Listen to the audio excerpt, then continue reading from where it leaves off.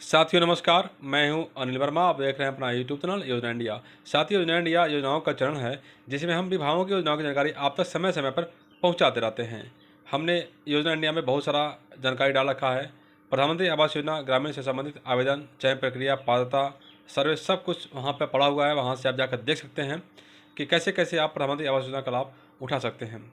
उसी वीडियो को देख करके कुछ साथियों ने सवाल पूछा है, उनकी कुछ जिज्ञासाएँ हैं, कोई प्रश्न है। उनमें से कुछ साथियों का सवाल मैंने चुना है और उन सवालों का जवाब मैं आज इस वीडियो में देने जा रहा हूं। साथियों, आपके भी कोई सवाल होंगे, जिज्ञासा होगी तो आप भी पूछिएगा, आपके सवालों का भी जवाब दिया जाएगा। तो सबसे पहला सवाल साथी ने पूछा है हंसराज सैनी साहब ने कि राजस्थान में सत्यापन कब होगा, सर्वे के बाद सत्यापन कितनी तारीख से शुरू होगा। तो अभी सत्यापन का कार्य शुरू होगा, लेकिन इसके पहले अभी 30 अप्रैल 2025 तक जो सर्वे है उसका कार्य चल रहा है। अगर सर्वे की तिथि नहीं बढ़ाई जाती है तो सत्यापन कार्य जो है मई से शुरू हो जाएगा, लेकिन अभी इसका डेट तय नहीं हो पाया है। जल्द ही इसका डेट जिले पर तय किया जाएगा और सत्यापन कार्य जो है जिला स्तरीय अधिकारी, ब्लॉक स्तरीय अधिकारी करेंगे। जैसे सत्यापन कार्य शुरू होगा उसको भी आपके बारे में बताया जाएगा। तो अगला साथी पूछे हैं राकेश कुमार जी, सर जी 31 मई तक ना हो जाए तो हो भी सकता है साथियों। जब लाभार्थियों की संख्या कम होती है, सर्वे कम होता है, तो सरकार देखती है कि संख्या कम हो रही है, इसलिए इसका डेट बढ़ा देती है। अधिक से अधिक लाभार्थियों को लाभ दिलाने के लिए डेट बढ़ाई जाती है। आपने देखा कि 30 अप्रैल तक डेट बढ़ाई दी गई है। अगर सरकार चाहेगी तो इसको मई भी कर सकती है और फिर सत्यापन का कार्य अगले महीने शुरू हो सकता है। और टोकेश्वर देवांग पूछते हैं अगर बेटे का शादी नहीं हुआ है तो मतलब यह है कि अगर बेटा अविवाहित है और वो आवास का लाभ लेना चाहता है तो कैसे लें। तो बता दूं आपको, यदि नाबालिग है तो बच्चे के नाम से आवेदन नहीं होगा। यदि बालिग है और पिता से अलग रह रहा है वैधानिक रूप में तो वो आवेदन कर सकता है। लेकिन यदि वो पिता के साथ रह रहा है, वो एक ही मकान में रह रहे हैं, खाना पीना सब एक ही साथ हो रहा है, तो अभी लाभार्थी जो है पिता या माता ही बनाई जाएंगी। यदि पिता चाहते हैं, अक्षम हैं, तो वो अपने बेटे को करा सकते हैं। लेकिन यदि वो एक में रहते हैं तो पिता के नाम से, माता के नाम से ही अधिक सफल होता है।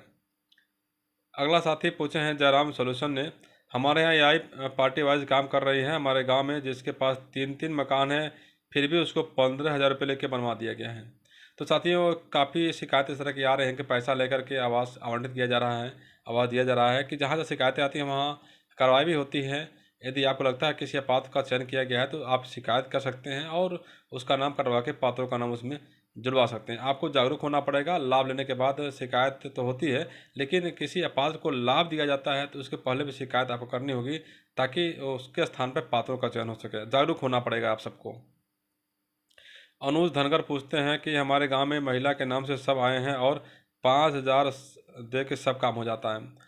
तो शिकायतें बहुत आ रही हैं इस तरह की। यदि इस तरह का कोई पैसा मांगता है तो आप शिकायत करिए जिलाधिकारी से और उस पर तत्काल एक्शन लिया जा सकता है, क्योंकि यह योजना पूरी तरह से निःशुल्क है। कहीं किसी को पैसा नहीं देना है। यदि पात्र हैं तो आपको लाभ जरूर मिलना है, लेकिन जागरूक होना पड़ेगा। या आपको थोड़ा सा घर से निकल कर कुछ कार्यालयों में जाना पड़ेगा, अधिकारियों से वार्तालाप करनी होगी, क्योंकि प्रधान के भरोसे रहेंगे तो पैसा भी आपको देना पड़ सकता है। क्योंकि प्रधान जो होता है 5 साल का होता है, वो सोचता है कि इसी बहाने कुछ कमाई हो जाए।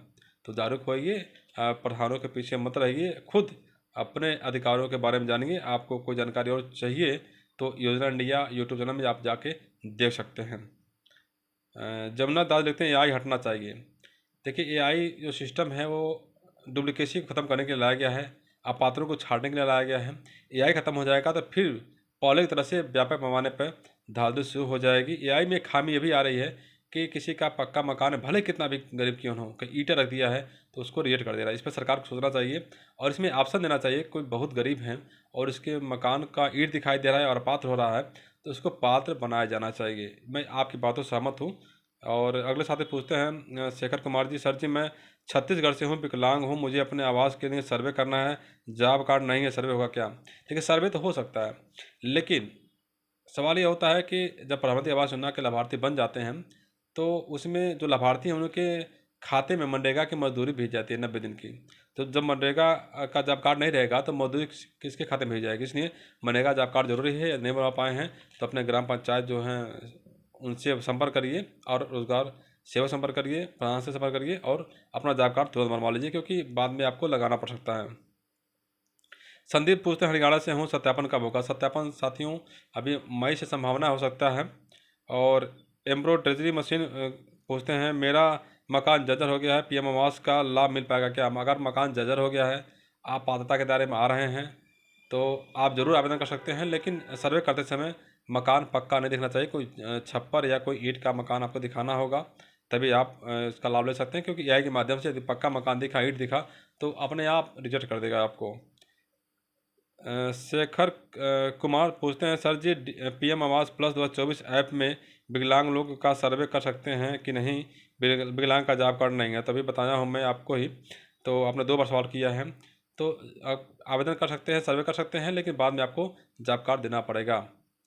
संदीप कुमार पूछते हैं भाई जी, मेरे घर की ईंट पक्की है, मुझे लाभ मिल पाएगा क्या? मैं हरियाणा से हूँ, बहुत गरीब हूँ। आप बहुत गरीब हैं, आपका मकान किसी तरह से पक्का है और बहुत जर्जर है, तो आप आवेदन कर सकते हैं।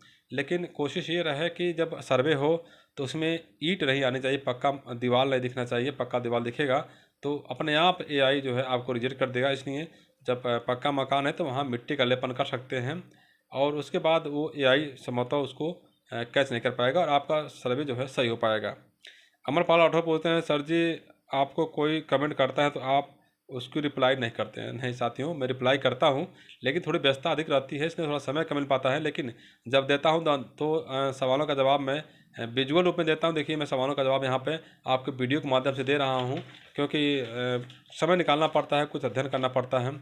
और जो साथी ये सोच रहे हैं कि कमेंट्स का जवाब नहीं देता हूँ, तो वो धैर्य रखें, सबका जवाब, सवालों का जवाब मैं बार बार देता हूँ। देखिए, कई साथियों के सवालों का जवाब मैं यहाँ दे रहा हूँ। अशोक राम पूछते हैं नाम जुड़वाने के लिए 2,000 रुपया मांग रहा है। तो साथियों, कहीं पैसा नहीं देना है। यदि पात्र हैं तो आप खुद सेल्फ सर्वे कर सकते हैं, पीएम आवास प्लस 2024 ऐप के माध्यम से कर सकते हैं, या फिर अपने जिलाधिकारी से संपर्क करके आप अपने आवास का सर्वे करा सकते हैं। हर नाम पूछते हैं शाहजहाँपुर यूपी का लिस्ट कैसे देखें? तो अभी सर्वे काम चल रहा है, 30 अप्रैल के बाद ही सर्वे के बारे में आपको जानकारी दी जाएगी, कैसे आवास की लिस्ट आप दे सकते हैं, क्योंकि अभी पब्लिक के लिए इसको ओपन नहीं किया गया है। अगला सवाल है कि नूर आलम पूछते हैं अब कितना रुपीज़ देना है? साथियों, रुपया नहीं देना है किसी को, कहीं कोई घूस नहीं लगता है। कोई मांग रहा है तो शिकायत आप डीएम से कर सकते हैं सीधे। रंजित कुमार साहब पूछते हैं सब पैसे वाले ज़मीन वालों को घर मिला है, घर ऐसे गरीब ऐसे ही हैं। तो सही बात है, जहाँ पैसे वालों को मिला है वहाँ शिकायत होनी चाहिए। मैं बार बार कह रहा हूँ कि यदि आपके गाँव में धांधली हो रही है तो आप इसकी शिकायत करिए। देने के बाद करेंगे तो रिकवरी होगी, जो लाभार्थी जो अपात्र लिया होगा। लेकिन काफ़ी परेशानी बढ़ जाती हैं। गांव वालों को जागना होगा, एक गांव में 10 लोग इकट्ठा होइए, जागरूक बनिए और योजनाओं के पीछे रहिए। कौन कौन पात्र छूट रहे हैं उनका सर्वे कराइए और उनको लाभ देने की कोशिश करिए, क्योंकि चुपके से लोग कर देते हैं, इसलिए आपको जागना पड़ेगा। जब सो जाएंगे तो ऐसे ही अपात्र लाभ लेते रहेंगे। और राम प्यारी जी पूछ रही हैं क्या आंगनबाड़ी कार्यकर्ता को पीएम आवास योजना का लाभ मिल पाएगा? जी हाँ, एकदम मिल पाएगा। अभी प्रधानमंत्री आवास योजना ग्रामीण का जो पात्रता का मानक है उसमें 10,000 रुपया किया गया था महीने का आय, लेकिन सरकार ने अब 15,000 रुपये महीने का आय कर दिया। यानी कि 15,000 रुपया से या उससे कम कमाने वाले लोग ही इस योजना के लाभ उठा सकते हैं। इसलिए आंगनबाड़ी कार्यकर्तियाँ 5500 से 7,000 रुपये तक का महीना कमाती हैं, इसलिए वह जो है और इस योजना का लाभ ले सकती हैं। वो राज्य कर्मचारी का दर्जा भी उनको नहीं मिला है, इसलिए आंगनबाड़ी कार्यकर्तियाँ देर न करें, तत्काल लाभ लेना चाहती हैं, तत्काल सर्वे करके योजना का लाभ ले सकती हैं। सुरेश कुमार पूछते हैं गांव में धांधली चल रही है, मुझे कंप्लेंट नंबर चाहिए, कंप्लेंट करना है, जो पैसे दे रहा है उसी का हो रहा है। तो साथियों, यदि आपको लगता है कि आपके गांव में धांधली हो रही है तो आप योजना इंडिया इस चैनल पर जा करके देख सकते हैं कि मैंने वीडियो बना रखा है, वहाँ पे कैसे अपात्रों के बारे में शिकायत करें, कैसे धांधली शिकायत करें।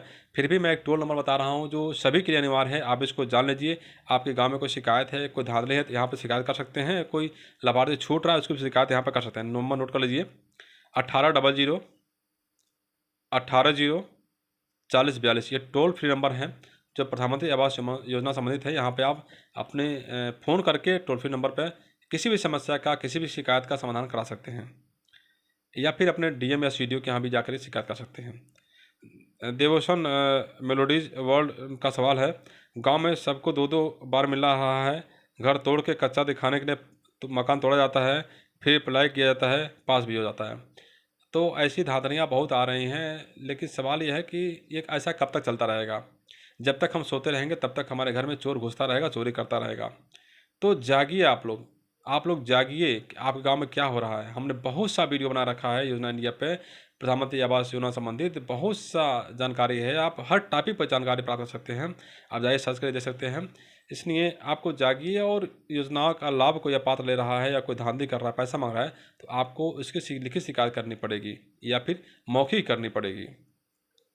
आप क्या पूछा है, मेरे गांव में 1500 रुपये घूस लेते हैं आवास के सहायक। तो भाई साहब, ये इतनी बड़ी शिकायतें आ रही हैं आवास धांधली को लेकर के। ये जैसे ही शिकायतें सरकार के पास पहुंचती हैं, सरकार को उस नियमों में संशोधन करती है। अभी देखा आपने, पहले ऑफलाइन सर्वे था तो उसमें बहुत धांधली थी, लेकिन एआई के माध्यम से हो रहा है। इसके बाद शिकायतें आ रही है कि धांधली किया जा रहा है। तो गांव के जो लोग हैं, जो चुनाव लड़ते हैं साथी लोग, और 5 साल तक सोए रहते हैं, ऐसे लोग जाग जाइए।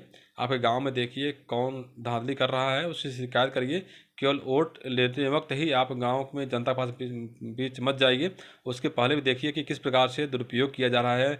आपका काम ही है, विपक्ष में है तो आप जो है जांच कराइए, निगरानी कराइए, ताकि पात्रों को लाभ मिल सके। आदि आप जांच कराएंगे, पात्रों को लाभ दिलाएंगे, तो पब्लिक आपकी ओर से चली जाएगी।